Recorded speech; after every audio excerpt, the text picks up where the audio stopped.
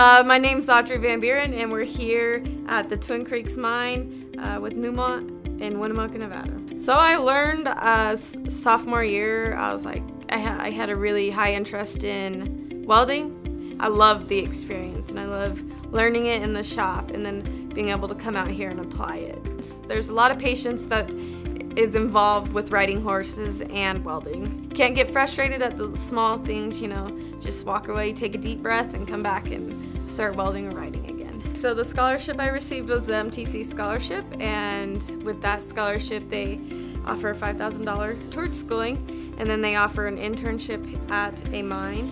So one thing I like to tell students you know, about going into the technical trade, experience it firsthand, you know, put some hands-on work to it. See if the interest is there. If the interest is there, definitely look at how you can develop that into a career. I love the challenge of being in a man's world. I love the challenge when it comes to working and being out there, you know, because, you know, oh, you're a girl, you can't do it. I'm like, watch me.